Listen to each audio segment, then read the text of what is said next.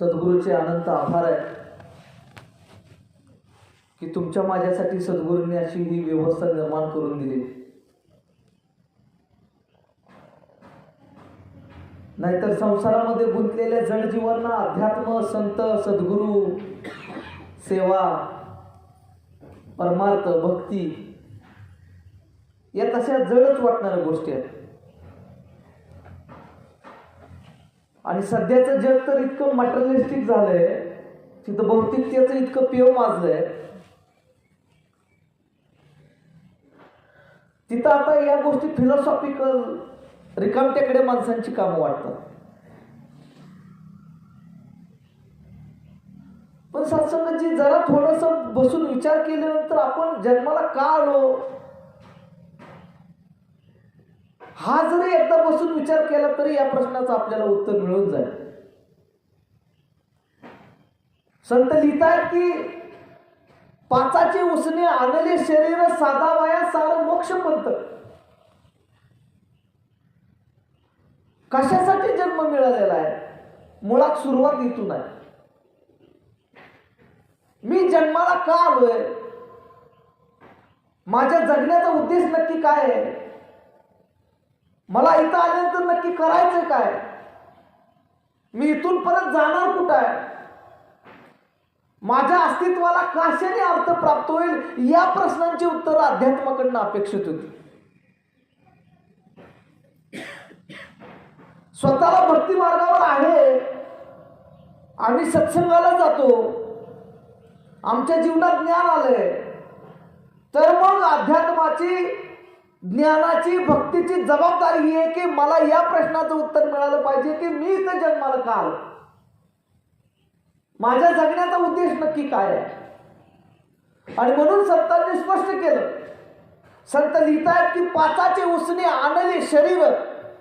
मिळालेला हा जो देह आहे, मिळालेला हा जो जन्म आहे, एकत्रित ज्यावेळेस आपण हा देह टाकून जाऊ तर पाणी पाणीच जाईल, माती मातीत जाईल, हवा हवेत जाईल, अग्नी अग्नीत जाईल, जीव जीवाकडे जाईल, सगळी जी काय पंचतत्व आहे त्या सगळं विलीन होऊन जाईल.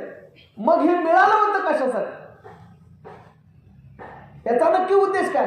पाचाचे उसने आणले शरीर. आणि उसनं घेतलेलं आहे हो काही काळासाठी. पाचाचे उसने आणले शरीर, साधा वया सार.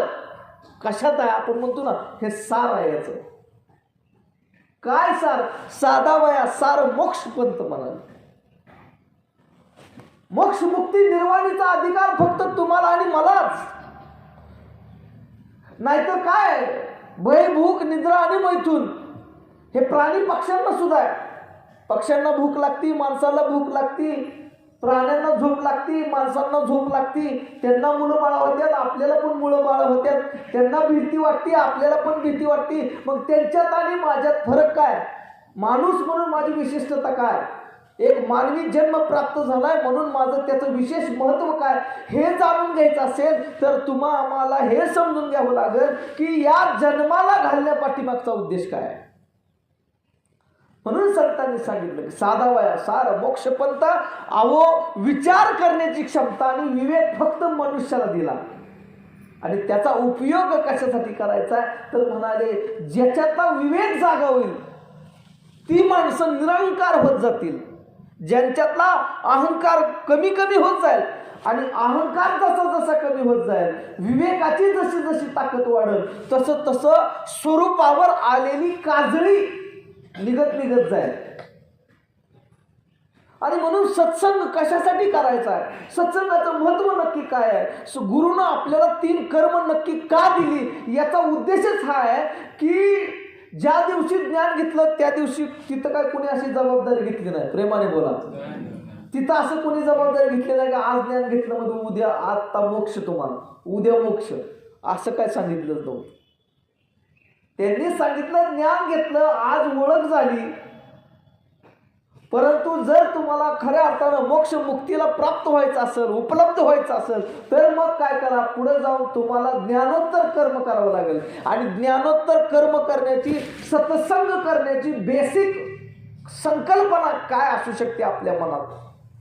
तर सत्संगाला सुद्धा येत असताना तुमच्या माझ्या मनात हाच एक उद्देश असावा की हे प्रभू, हे परमात्मा, हे दातार, हे निरंकार, हे ईश्वर, सद्गुरूंनी मेहर नजर करून मोठ्या पराकष्टेनं मला हे जे काय ज्ञान प्राप्त करून दिलेलं आहे त्या ज्ञानाच्या अनुरूप माझं जीवन होऊन माझं स्वरूप झळाळावं. कारण या संसारामध्ये जीवन जगत असताना माझ्या जीवावर, माझ्या जीवनावर, माझ्या जगण्यावर अनेक लक्तर लागतात रे. त्यापासून मी तुझ्यापासून दूर जातो आणि तुझ्यापासून दूर जाणं म्हणजे काय आहे तर माझ्या स्वरूपावर पुन्हा आणखी 2-4 काजळ्या वाढवणार. सत्संगाचं महत्व याच्यासाठी आहे. सत्संग सेवा याच्यासाठी करायची होती. सिमरन याच्यासाठी करायचं होतं ज्यानं मी माझ्या स्वरूपाला आणखी झळाळी देईन, मूळ स्वरूपाशी एकरूप होईन. जी माझं मूळच आहे, ज्या मूळ स्वरूपापासून मी फारकत घेतलेली आहे ते मला आणखी स्पष्ट करायचं होतं. याच्यासाठी संगत होती. परंतु अरे मुळातच ज्या गुरुनं, ज्या सद्गुरूनं सर्वस्वाचं अर्पण करून दिलं, सर्व त्यागलं आणि ते तुमच्या माझ्यासाठी दिसतही असतील संसारी, तुमच्या माझ्यासाठी ते वाटतही असतील असे, अरे परंतु सद्गुरूनं सर्वस्वाचा त्याग करून म्हणजे डिटॅच अटॅचमेंट बाबाजी म्हणाले होते की असावे, संसारी असावे परंतु आसूनी नसावे, आसूनी नसावे. या संकल्पनेला आपल्याला धारण करून आपलं जीवन जगायचंय. कारण जिथं जोडले जाल ना तिथं अपेक्षा वाढतील आणि जिथं अपेक्षा वाढतील तिथं फक्त दुःख प्राप्त होईल. कारण आकार हा विकार, जिथं आकार आहे तिथं विकार आहे, जिथं विकार आहे तिथं दुःखच आहे. हो, म्हणून तर देव निराकार आहे. प्रेमाने बोला, देव निराकार असण्याचं कारण काय? कधीतरी मनात विचार यायला पाहिजे होता. देव निर्गुण आहे, निराकार आहे, सर्व साक्षी आहे, सर्व प्रगट आहे. अहो ते रूपच कसं आहे, अरूप आहे, अस्पर्शमय, अव्यक्तमय, निर्लेप आहे. अरे किती शुद्ध. जगाच्या पाठीवरती कोणत्याही गोष्टीचा त्याच्या कसलाही तीळ मात्र फरक पडत नाही. परमात्म्याला एकदा डोळे भरून पाहावंच आणि मग समजून घ्यावं की काय शुद्धता असेल, काय स्वरूप असेल. बाहेरच्या गोष्टी गडबडी निर्माण करतील पण निरंकाराचं स्मरण शांत करेल आणि सांगेल आहा, या मूळ तत्वाशी एकरूपता साधण्यासाठी हा सत्संग आहे. हा सत्संगाचा उद्देश आहे. हे सत्संगाचं मर्म आहे. हे गुरुनी 3 कर्म देण्याच्या पाठीमागचा उद्देश आहे. कारण एका ज्ञान घेण्यानं माणसाला लगेच हे तसं होता येणार नाही. साधा वया सार काय साधायचंय, साधा वया सार साधायचंय आणि एकदा करून साधत नाही तर त्याला प्रयास आणि प्रयत्न करावा लागतो. साधा वया सार मोक्षपंथ. बाबा आपल्या एखाद्याच्या घरी जर सपोज लग्न असेल तर लग्न असल्यानंतर आपण काय करतोय बघा, वरातीला भाड्यानं घोडा आणतोय. प्रेमाने बोला, आणतोय का नाही? भाड्यानं घोडा आणतोय आणि मग त्या घोडेवाल्यासोबत आपण काय जो व्यवहार ठरवलेला असतो, सौदा केलेला असतो, त्याला सांगितलेलं असतं की बाबा आमच्या घरी असं लग्न आहे तर 2-3 तास ठरल्याप्रमाणे तुमचा घोडा आम्हाला द्या. आणि मग ठरल्या वेळेप्रमाणे तो घोडा पण येतोय. आणि जर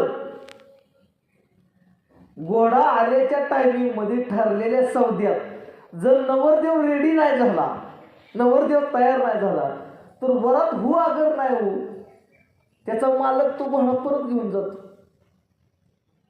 आणि मग मला सांगा, घोडा निघून गेल्यानंतर मग परत वरातीला काय अर्थ आहे का?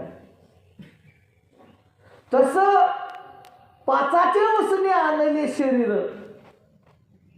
ही जी देहरूपी शरीर आहे ना, हे कुठल्या वरातीला आणलेलं आहे ही आपल्याला वेळेतच कळलं पाहिजे. नाहीतर मूळ मालक परत घेऊन गेल्यानंतर कुठल्याच गोष्टीला काय अर्थ नाही. साधा वया सारं मोक्षपंथ. आपल्याला काय करायचंय तर मोक्ष मुक्ती निर्वाणाला उपलब्ध व्हायचं आहे. खरं तर सत्संगामधून होणाऱ्या गोष्टी, सत्संगामधून सांगितले जाणारे विचार, सत्संगामधून बोलली जाणारी वचनं ही जरा थोडी उच्च प्रतीची असतील, फिलॉसॉफिकल वाटतील. परंतु आपल्याला सवय तरी कधी लागणार आहे? इतक्या संसारामध्ये तुझं माझं करत असताना इतक्या क्षुद्र गोष्टीचा अनुभव घेणारी माणसं, अरे आपल्यावर लाख उपकार आहेत गुरुचे की गुरुने या पद्धतीच्या या आविष्काराचं इतक्या उच्चतेचं ऐकण्याचं भाग्य तुम्ही आम्हाला प्राप्त करून दिलं. नाहीतर कुठं चालली पिढी? जरा एक नजर टाका. कुठं चाललाय समाज, काय आहे समाजाची दशा, काय करायला लागलेत आपले मन विचार बुद्धी, काय आपल्याला संवेदना जागी तरी राहिली का आता आपल्यातली, काय बघायला लागलेत माझे डोळे, कुठं पडायला लागलीत माझी पावलं, कशासाठी राबायला लागले माझं मन, कशासाठी लागायला लागलेत माझे हात, याचा थोडा जरी विचार केला तर लक्षात येईल की अद्वितीय व्यवस्था संत निरंकार मिशन, अद्वितीय गुरुचे उपकार, अद्वितीय गुरुचं ज्ञान, अद्वितीय या सर्व या सत्संगाला जे जे योगदान देतात त्या सगळ्यांचं कार्य महान, एक्सलंट. म्हणजे याचा थोडा जरी शहाण्यासारखा एका शांत चित्ताने बसून विचार केला तर आपलं मिशन, या मिशनची व्यवस्था, मिळालेलं प्राप्त ज्ञान आणि या ज्ञानाच्या आधारे आपल्याला प्राप्त झालेलं जीवन एक्सलंट. म्हणजे याचा आपण विचारच करू शकत नाही, इतकं सुंदर जीवन. आणि म्हणून सत्संगजी आपल्याला ते सुंदर आहे हे सुद्धा कळलेलं आहे, आपल्याला ते इतकं छान आहे याची जाणीव सुद्धा आपल्याला आलेली आहे. तर याच्या ही सर्व लीला फक्त सद्गुरूंची आहे.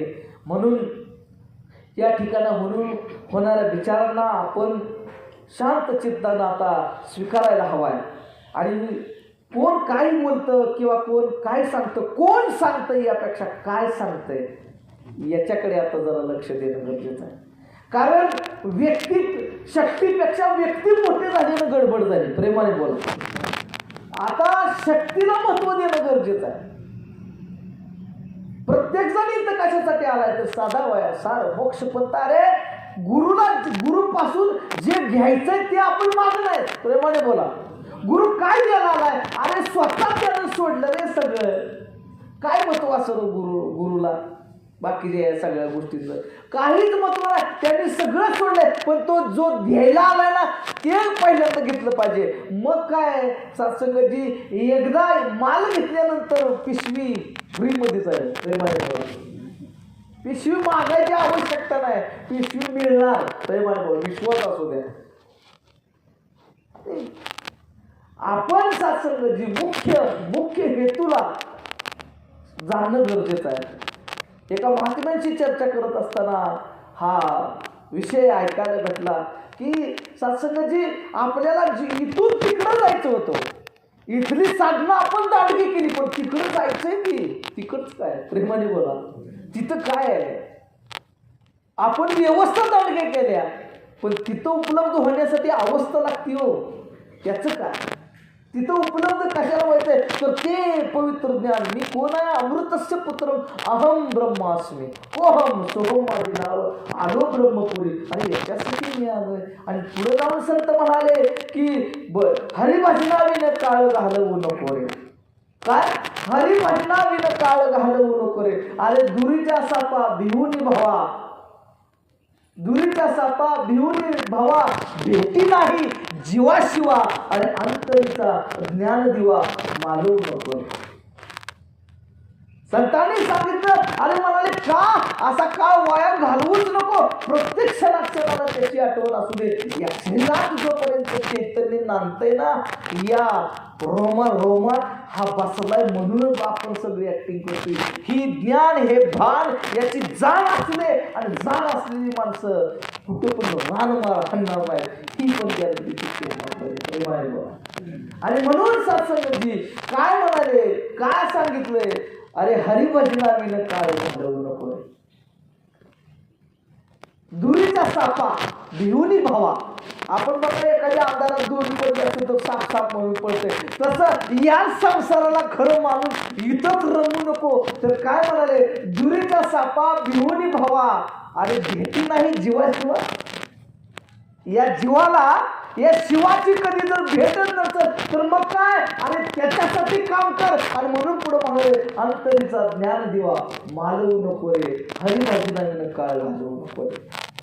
हा जन्म किती गोड आहे, किती सुंदर आहे, पण तितकाच क्षणभंगुर आहे. बरोबर, हा जितका सोन्यासारखा वाटतो तितकाच क्षणभंगुर आहे. आणि म्हणून काय म्हणाले, पाचाचे उसने आनंदे शरीर साधा वया सार मोक्ष पंथ मिळाला कशासाठी जन्म मिळालाय तर ते म्हणाले स्वर्गीची देव इच्छिती सकळ मनुष्य जन्म मिळावा एक वेळ कशासाठी तर नामन संकीर्तन आणि भगवत भक्तीचा अधिकार फक्त माणसाला इथंच आहे संत संगतीतच आहे आणि म्हणून म्हणाले धनदारा सुत नारी पापी किवी होय संत हरिकथा तुलसी दुर्लभ होय. हे ज्ञान तुमच्या सगळ्यांच्या समोर बसण्याचा अधिकार या प्रभूचं गुणांचं वर्णन करण्याचा अधिकार हा फक्त आणि फक्त मनुष्य जन्मातच प्राप्त होत असतो. आणि म्हणून सत्संगजी या सत्संगाला या व्यवस्थेला या मिशनला या सगळ्या उपलब्ध असलेल्या गोष्टींना आता आपल्याला सिरियसली घ्यावं लागेल आणि सिरियसली घेऊन प्रत्येक कर्म यासाठी पार करावं लागेल. हे प्रभू आज एक गीत म्हणायला चान्स मिळाला असेल तर त्या गीतानं माझी भक्ती वाईट लागावी प्रेमाने. हे प्रभू आज जर मला एखादी सेवा मिळाली असेल तर त्या सेवेनं माझ्यातलं आणि तुझ्यातलं नातं घट्ट व्हावं. मी तुझ्या जवळ यावं रे मला तुझ्या जवळ यायचंय. हे प्रभू हे दाता सच्चे पातशाह माझ्या स्वरूपावर आलेली काजळी आज ह्या कर्माने एका निघून जावी. हे प्रभू आज मला परमात्म्या तुझ्या कृपेनं तू माझ्याकडनं वधवून घेण्यासाठी या ठिकाणी जर बसवलं असेल तर या कर्मातनं तुला आणि मला माझ्या भक्तीत वाढ व्हावी. प्रेमाने बोला. घरी गेल्यानंतर दिवाळीला सकाळच्या वेळेला आईसोबत चर्चा करत असताना आईने एक वाक्य फार सुंदर सांगितलं. तीच म्हणत होती मला अजून पण सगळं आठवतं बोलणं चाललं होतं आणि ते आईने सांगितलं खरं सांगू का तुला. मम्मी म्हणली की जीवनातलं सगळं हरवलं तर चालेल पण भक्ती हरवता कामा नाही. बाकी हरवल्याला सगळं मिळवता येतं. प्रेमाने बोला भक्ती परत मिळत नाही माणूस. मला त्यावेळेस पण आश्चर्य वाटलं की खेडेगावातल्या एका साध्या घरातल्या पीठ मळणाऱ्या घरात सुद्धा जीवनाचं एवढं अमोलिक तत्वज्ञान घडलेलं असं काय कल्पना करू शकत नाही. कधी कोण काय बोलत जाईल. आणि म्हणून माणसं साधी असतील बाह्य अंगानं साधी दिसतील परंतु अंतरंगाची श्रीमंती मस्त आली पाहिजे. त्याला खरं मर्म आहे. त्याला खरं संत तो म्हणतात. अहो तुमच्या माझ्या मनावर या व्यवस्थेनं हल्ला केलाय आणि त्यांना तुमच्या माझ्या मनावर भावनेवर असा कब्जा केलाय. त्यांना सांगितलंय की व्यवस्थेचं जी काय षडयंत्र आहे हे समजून घ्या. त्यांनी काय सांगितलंय ज्याच्याकडे ऍपल तो स्टँडर्ड क्वालिटीचं. प्रेमाने बोला. ज्याच्याकडे बंगला आणि त्याच्या बंगल्यातलं 50 लाखाचं फर्निचर ती हाय क्लास. ज्याच्याकडे फोर व्हीलर तो मोठा. ज्याच्याकडे सून येणार तो मोठा. पण संतांनी या गोष्टींना अतिशय खालच्या पातळीत दिलं. संतांनी ते म्हणाले उस डोंगा परी रस नाही डोंगा कार्य भुल्लासे वर्लिया रंगा. संतांनी बाह्य श्रीमंतीला महत्व नाही दिलं तर अंतरंगातून जे श्रीमंत झाले जे विचारांनी श्रीमंत झाले जे संस्कारांनी श्रीमंत झाले जे वागण्याने बोलण्याने चरित्राने जगण्याने संवेदनाने भावनांनी श्रीमंत झाले आणि त्यांना श्रीमंत म्हणलं. तुम्ही आम्ही श्रीमंत नाही का. अरे ज्याच्याकडे गुरुचं ज्ञान आहे तो श्रीमंत महाराज. ज्याच्याकडे चैतन्याचं भान आहे तो श्रीमंत महाराज. ज्याच्याकडे जगण्यात मर्यादा आहे तो श्रीमंत महाराज. ज्याच्याकडे मानवी मूल्य आहे तो श्रीमंत महाराज. ज्याच्याकडे संस्कार आहे तो श्रीमंत महाराज. ज्याच्याकडे नाते आहे तो श्रीमंत महाराज. अरे ज्याच्याकडे माणूस म्हणून जगण्याचा विचार आहे तो श्रीमंत महाराज. ज्याच्याकडे धडधाकट निरोगी शरीर आहे तो श्रीमंत महाराज. ज्याच्यातला विवेक जागा आहे तो श्रीमंत महाराज. अशी तर बाह्य अंगाला असलेली श्रीमंती मिळवता येते परंतु पहिली श्रीमंती ही मिळवा आणि गुरुची श्रीमंती द्यायला. प्रेमाने बोला. मस्त काय पण पोरं कसलीच ऐकत नाही तरी सुद्धा बाप हाताश आहे. घरातली आई रडते दुःख आहे. काय झालं असं संस्कार सुटले ना माणूस. आणि आज संत निरंकार दावाईत ना आज संत निरंकारी मिशन जगाच्या पाठीवरती संत विचाराचा प्रचार आणि प्रचार करण्याचं खरं काम कोण करत असं निस्वार्थ भावनेनंतर ते आपलं मिशन आहे. पर्याय नाही. आपण बाकीचं सगळं करत असताना आपल्याकडनं हे सुटत जाईल आणि ते सुटता कामा नये. म्हणून मुख्य ज्ञान हे अतिशय सुंदर दिलेलं आहे. ज्ञानाची एक वृत्ता साधूया. माझं प्रत्येक एक कर्म केल्यानं मी तुझ्या जवळ जाऊ. हे सच्चे पातशाह, मला आता तुझ्याशी जे काय माझं इश्क हकीकी का यही उसूले तू कबूल तो तेरा दिया हो सब कुछ कबूल. ते म्हणते की मन कधी मरत नाही, इच्छा कधी संपत नाही. मन कधी मरणार नाही, चंचलता त्याचा स्वभाव आहे. इच्छा तर वाढत राहतील. मग यातून काय करावं लागेल, यांच्या चरणावर आणून ते व्हावं लागेल आणि ते कोण यांना सांगावं लागेल की आता बाबा तुझ्याशी जुळू दे, तुझ्याशी एक वृत्ता साधू दे. सासगजी हे अतिशय महत्त्वाचं आहे. आपला हा घर संसार प्रपंच सोडण्यासारखा करत असताना परमार्थ सुद्धा तितकाच ठिकाण करता येतं. ही सुद्धा सत्संगाची गुरुदेव चरणी आपण कधीतरी अभ्यास केली पाहिजे आणि म्हटलं पाहिजे की हे दाता सच्चे पातशाह गेली अनेक वर्ष झाली एकच गीत म्हणतोय, आता मला 5-10 गीतं नवीन पाठ करायची ताकद प्रेमाने बोल. हे सच्चे पातशाह दातार आता गेली अनेक वर्ष झालं मला 2-4 मोडके तोडके विचार येत आहेत, परंतु तुझ्या ज्ञानाचा यलगार या जगात करण्यासाठी माझी स्वतःची कॉलर टाईट करून माझा अहंकार दांडगा वाढवण्यासाठी आणि भक्तीतून मीच बाजूला सरण्यासाठी मला बाकीचंही चाललं तर काहीच नको, पण ती जी केल्यानं मला तुझ्या समोर आल्यानंतर छान वाटतं, शांत मला बरं वाटतं. आणि मी असं म्हणेन हे ईश्वर हे दाता. संत तुकाराम महाराज म्हणाले तुका म्हणे ह्याची माझे सर्व सुख पाहिलं श्रीमुख आवडीने आणि आता विचारल्याशिवाय काय बोलायचं नाही. प्रेम आहे बोला, शांत राहायचं, हसायचं आणि बघत राहायचं. हा काय मजा आहे, काय छान आहे, सगळी किती सुंदर आहे, सगळं छानच आहे, सगळ्यांचं योग्यच आहे. प्रत्येक दिवस प्रत्येकाच्या जागेवर मस्त आहे, छान आहे. काय दुसऱ्याची कर्म व्यवस्थित करा. आपण जन्माला आलेलं नाही हो, आपण आपल्याला सुधारायला जन्माला आलो.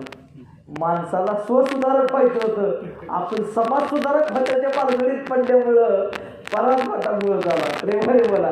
आणि म्हणून हा समाज सुधारण्याचा मार्ग नसून हा स्वसुधाराचा मार्ग आहे.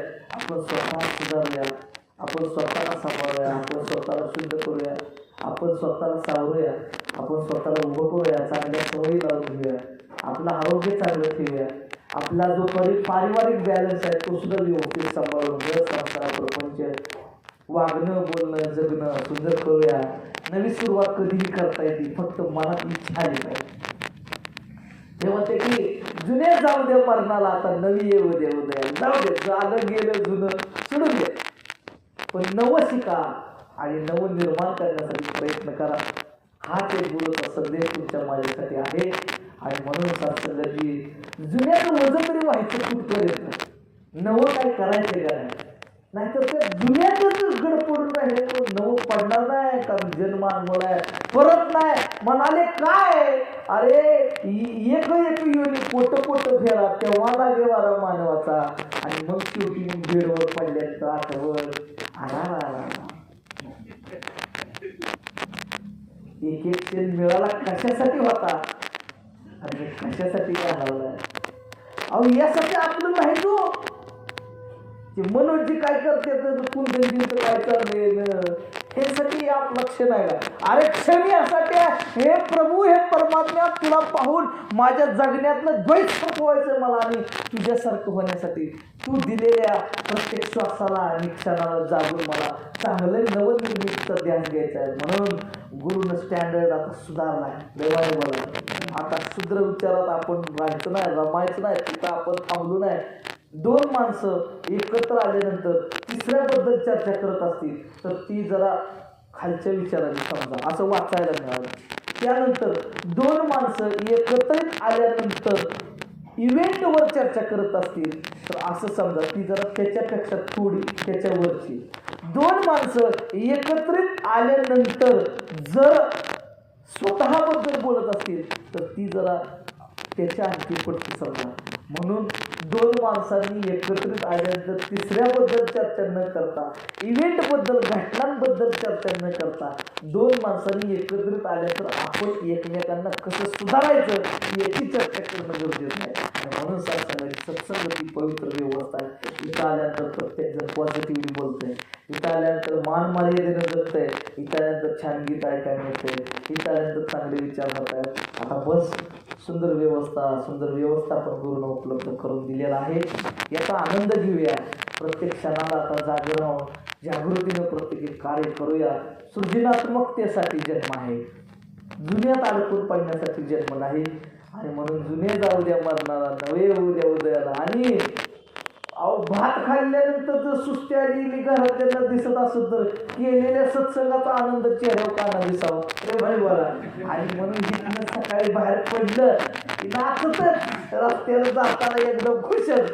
एकाला म्हणला माहीत काढून चाललेला म्हणला आता मला ते करायला चाललेलं, त्याने कॅन्सलच केलं पाहिजे.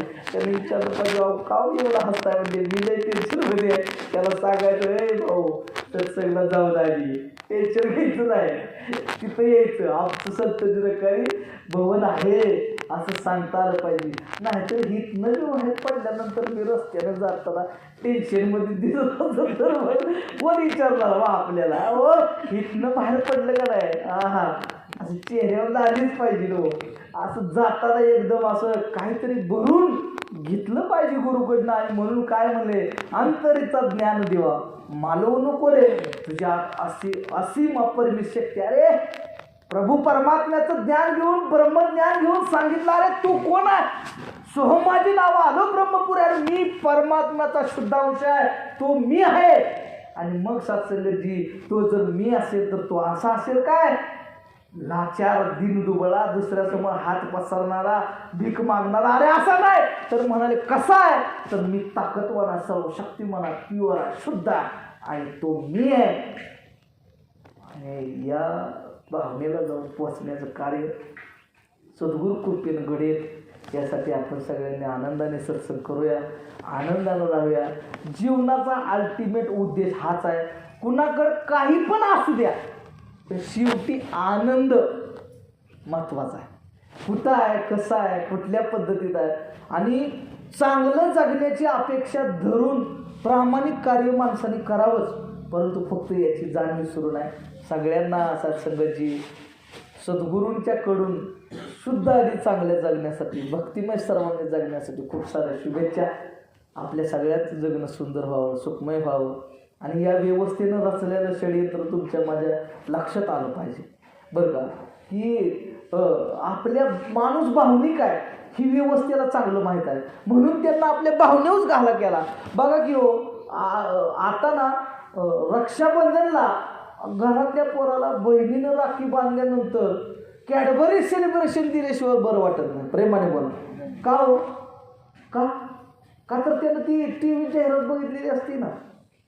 हा आधी रक्षाबंधन होत नव्हतं, होत होतं, परंतु मार्केटनी, अर्थव्यवस्थेने उत्पादन निर्माण करणाऱ्या लोकांनी ओळखलेलं आहे हिथं या नात्याला महत्त्व आहे. हे नातं भावनिक आहे. तुमच्या माझ्या नात्याचा वापर सुद्धा त्यांनी पैसा कमावण्यासाठी केलेला आहे.